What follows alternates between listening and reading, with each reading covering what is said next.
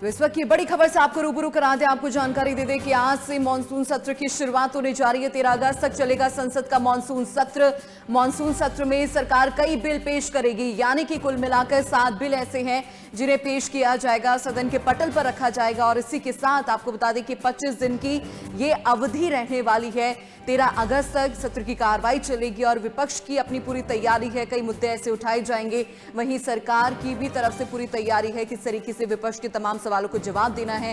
हालांकि कल सर्वदलीय बैठक भी हुई, उसके बाद जो है तमाम दिग्गजों की तरफ से प्रतिक्रिया भी सामने आई है और विपक्ष से पूरे सहयोग की अपील की गई है इस पूरे सत्र के दौरान। तो इस बार का जो सत्र है काफी महत्वपूर्ण माना जा रहा है, क्योंकि सबसे खास बिल पेश किया जाना है केंद्रीय गृह मंत्री अमित शाह की तरफ से राज्यसभा में, वंदे मातरम बिल, जिसकी काफी अहमियत भी मानी जा रही है। और इसी को लेकर विपक्ष जो है कहीं ना कहीं हमलावर होता हुआ नजर आएगा। हंगामे के पूरे आसार जताए जा रहे हैं। विपक्ष की अगर बात करें तो नीट यूजी समेत तमाम ऐसे मुद्दे हैं जिन्हें लेकर विपक्ष आवाज उठाएगा, लेकिन अब सरकार की तरफ से भी पूरी तैयारी है। किस तरीके से सरकार जवाब देगी ये देखना होगा। लेकिन आज का दिन सत्र का पहला दिन होगा और काफी महत्वपूर्ण माना जा रहा है।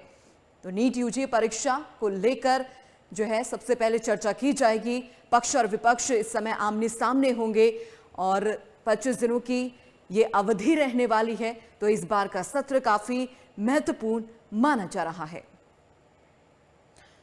और इसी खबर पर ज्यादा जानकारी के लिए हमारे साथ न्यूज रूम से लाइव सहयोगी कपिल मिश्रा जुड़ गए हैं। जल्दी से उनका रुख कर लेते हैं। कपिल, आपसे जानना चाहेंगे, देखिए आज से मानसून सत्र की शुरुआत होने जा रही है, लेकिन ये जो सत्र है कितना ज्यादा महत्वपूर्ण माना जा रहा है?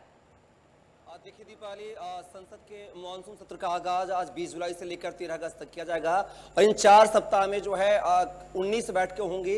बैठकों के दौरान जो है 7 महत्वपूर्ण बिल जो है सरकार पेश करेगी सदन में, दोनों सदनों पर। और बिलों की बात की जाए तो यहाँ पर आयकर में संशोधन विधेयक बिल जो है ये सरकार लेकर आएगी। इसके अलावा सुप्रीम कोर्ट में जजों की संख्या बढ़ाने को लेकर भी बिल जो है आ सकता है। साथ ही बात की जाए राष्ट्रीय गौरव अपमान यानी कि वंदे मातरम के अपमान को लेकर अब जो नियम है, कायदे जो है वो कानून जो है कड़े किए जाएंगे, ये बिल भी आ सकता है। साथ ही बात की जाए तो जन्म मृत्यु पंजीयन को लेकर भी एक बिल आ सकता है। इसके अलावा सूक्ष्म लघु यानी कि एमएसएमई को लेकर भी एक बिल जो है पटल पर लाया जा सकता है। इसके अलावा विदेशी अंशदान को लेकर, साथ ही बात की जाए विकसित भारत शिक्षा अभियान को लेकर भी जो है बिल लाया जा सकता है। तो ऐसे ये 7 महत्वपूर्ण बिल हैं जिनको सरकार मानसून सत्र के दौरान ला सकती है। और दीपाली, जैसा कि आपने कहा है कि संसद का मानसून सत्र जो है काफी हंगामेदार होने के आसार है, क्योंकि जिस तरीके से विपक्ष ने पूरी स्ट्रेटजी के साथ सत्ता पक्ष को घेरने की तैयारी कर रखी है, तो आज विपक्ष भी जो है आक्रामक नजर आएगा। पहला दिन है, चूंकि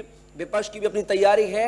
और खासकर देखने वाली बात होगी कि ये जो 7 बिल संसद के पटल पर लाए जाएंगे, वो बिल जो है पास कराने में सरकार कितना कामयाब होती है, नहीं होती है। साथ ही बात किया है कुछ ऐसे सांसद भी हैं दीपाली इस मानसून के सत्र में जिन्होंने अपने दलों को छोड़कर जो है अब बागी होकर कहीं ना कहीं इस बार मानसून सत्र में पहली बार वो जो है संसद में बैठेंगे। उनके बैठने को लेकर उन्होंने अपनी एक मांग की है। चाहे हम बात करें टीएमसी की बात करें, चाहे हम डीएमके की बात की जाए, या फिर हम बात की जाए उद्धव सेना गुट की, तमाम ऐसे सांसद हैं जिन्होंने अलग से बैठने की व्यवस्था मांगी है। तो कहीं ना कहीं सरकार के लिए भी चुनौतियां हैं। बात की जाए तो बिल को पेश कराना भी सरकार के लिए चुनौती और विपक्ष की अपनी आक्रामक शैली जो है। आपको बता दें कि विपक्ष जो है राम मंदिर जो है जो दान मामला था उसको लेकर आक्रामक नजर आ सकता है। साथ ही बात की जाए नीट पेपर लीक मामले को लेकर जो है विपक्ष कहीं ना कहीं सत्ता पक्ष को घेरने की स्ट्रेटजी बनाई हुई। जिस तरीके से विपक्ष के लगातार बयान सामने आ रहे हैं, तो विपक्ष भी जो है आज आक्रामक शैली में जो है नजर आने वाला है दीपाली। बिल्कुल कपिल, जैसे कि आपने बताया कि तमाम सांसदों की तरफ से जो है अलग से बैठने की व्यवस्था यहाँ पर की गई है और कौन कौन से मुद्दे यहाँ पर विपक्ष की तरफ से उठाए जाएंगे उसका जिक्र भी आपने यहाँ पर किया है। लेकिन अब जानना चाहेंगे कि सत्ता पक्ष की किस तरीके से तैयारी है, क्योंकि तमाम ऐसे मुद्दे हैं विपक्ष जिन्हें घेरता हुआ नजर आएगा मौजूदा सरकार को, लेकिन सरकार किस तरीके से जवाब देगी, क्या उनकी रणनीति रहने वाली है, उसको लेकर भी जरा जानकारी दीजिएगा। देखिए दीपाली, बात की जाए 18 तारीख की बात किया तो 18 तारीख को केंद्रीय कैबिनेट की एक अहम बैठक हुई थी जिसमें तमाम मंत्री इसमें शामिल हुए। इस बैठक में स्ट्रेटजी तैयार की थी सरकार ने कि कौन कौन से बिलों को पेश किया जाएगा, कैसे उनको पास कराया जाएगा, तमाम मुद्दों को लेकर यहां पर मैकेनिज्म तैयार की गई थी। बात की जाए कल की, यानी बीते हुए कल की 19 जुलाई को संसद के जो है अनेक्सी भवन में सर्वदलीय बैठक बुलाई गई थी, जिसमें सभी दलों के प्रमुख जो है शामिल हुए थे और उनसे राय मशवरा लिया गया था। साथ ही ये भी अपील की गई थी कि संसद के सत्र को चलाना आपकी और हमारी जिम्मेदारी है। किरण रिजिजू का बयान भी सामने आया था, जो कि संसदीय कार्य मंत्री हैं। उन्होंने कहा था कि विपक्ष की आवाज को बिल्कुल सुना जाएगा, विपक्ष के हर मुद्दे को सुना जाएगा, बशर्ते मुद्दा उठाने का तरीका जो है वो शांतिपूर्ण तरीके से होना चाहिए, ना कि शोरगुल या हंगामेदार स्थिति होनी चाहिए।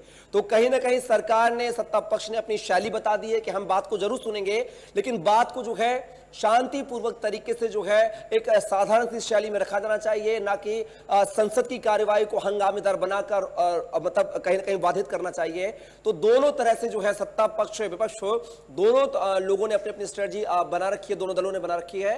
लेकिन अब देखना हो कि आज से शुरुआत हो रही है, शुरुआत के पहले दिन ही किस तरीके की जो है संसद की कार्यवाही नजर आने वाली है, यह भी देखना दिलचस्प होगा।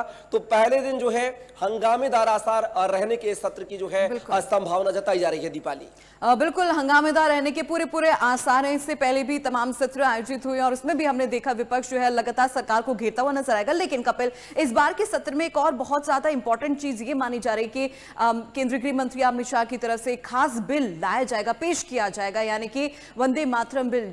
ये वंदे मातरम बिल है क्या? क्योंकि बहुत सारे हमारे दर्शक है वो जानना चाहते हैं कि इस बिल में किस तरीके से प्रावधान होंगे, क्या कुछ होगा, किस तरीके से ड्राफ्ट बनाया गया है, जरा बताएं। देखिए दीपाली, वंदे मातरम का जो है पहले अधूरा गायन किया जाता था, उसके बाद जो है आपने देखा हो कि इसके पहले के सत्र के बाद जो है वंदे मातरम का पूरा गान जो है, पूरी कड़ियां उसकी गाए जाने का नियम बनाया गया था। संसद में ये पारित भी हुआ था बिल। उसके बाद जो है अब देखा गया है कि कई लोग वंदे मातरम को जो है महत्व नहीं देते हैं और उसके सम्मान में जो कहीं ना कहीं कोरी कसर छोड़ते हैं। तो अब सम्मान को लेकर बात उठ रही है कि वंदे मातरम का गायन जब भी होगा तो हर एक नागरिक के लिए उसको वंदे मातरम के लिए जो है सम्मान देना आवश्यक होगा। अब ये जो है कानून बना दिया जाएगा, अगर बिल पेश होता है तो बिल लाया जाएगा कि ताकि उसका अपमान ना हो। तो उसको लेकर जो है खास तैयारी कर रखी है। जैसे हमने पहले भी देखा था कि वंदे मातरम को लेकर केंद्रीय गृह मंत्री पहले से ही काफी जो है एक्टिव नजर आ रहे थे और इस मानसून के सत्र में जो है वो बिल काफी इंपॉर्टेंट होने वाला है। उसकी चर्चाएं भी जो है पहले से हैं। तो कहीं ना कहीं वंदे मातरम गान जो है उसका अपमान ना हो, उसके लिए साथ सम्मान से लोग खड़े हो, उसके सम्मान में जो है लोग खड़े हो, इस तमाम प्रकार के जो है बिल ये लाया जाएगा ताकि वंदे मातरम के गान के दौरान किसी प्रकार के अपमान की बात सामने ना आए, उस गान को लेकर अपमान ना करें लोग, इसलिए उसको अब कानून के दायरे में लाया जाएगा। बिल्कुल, सजा का प्रावधान क्या कुछ रहेगा कपिल इस पर, इस बिल में? देखिए दीपाली, अभी तो सरकार का मेन मोटिव होता है कि बिल को दोनों सदनों से पास कराना। पहले लोकसभा में बिल पास होगा, उसके बाद वो राज्यसभा में जाएगा। अगर राज्यसभा से बहुमत से पास होता है तो फिर वो राष्ट्रपति के पास जाता है।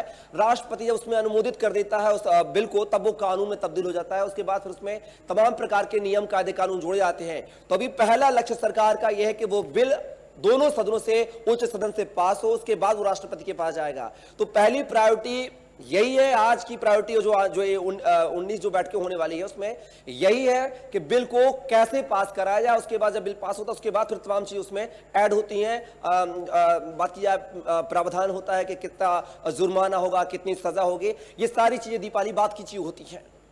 जी कपिल, जैसे कि थोड़ी देर पहले अभी आपने बताया कि 7 ऐसे बिल हैं जिन्हें सदन के पटल पर रखा जाएगा, लेकिन यह भी कहा जा रहा है कि इन 7 बिल में से 2 ऐसे बिल हैं जो पहले से ही लंबित हैं और वही 5 नए बिलों को सदन के पटल पर रखा जाएगा। देखिए दीपाली, बात किया है जजों की संख्या बढ़ाने को लेकर जो है संशोधन विधेयक लाया जा सकता है। मैंने वही कहा कि इसमें संशोधन किया जा सकता है कि संख्या कैसी बढ़ाई जाए जजों की। दूसरा बिल मैंने आपको बताया कि एमएसएमई को लेकर पहले से ही कानून बना है। ये एक योजना भी सरकार चला रही है जिसमें सूक्ष्म, लघु और दीर्घकालीन जो है उद्योग उद्यमी होते हैं, उद्योग लगाने का प्रावधान होता है। उस बिल में जो है संशोधन करके नए तरीके से बिल को पेश करने की तैयारी की जा रही है। तो कहीं ना कहीं ये 2 महत्वपूर्ण बिल ऐसे हैं जिनमें संशोधन किया जा सकता है और 5 बिल ऐसे हैं जो नए तरीके से लाया जा सकते हैं। तो कुल 7 बिलों की चर्चा है दीपाली।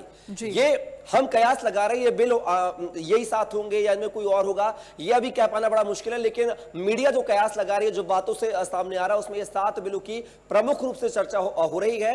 हो सकता है बिलों की संख्या ज्यादा भी हो और कम भी हो। तो कहीं ना कहीं 5 में से जो 2 बिल में संशोधन किया जा सकता है, 5 बिल नए ला जा सकते हैं।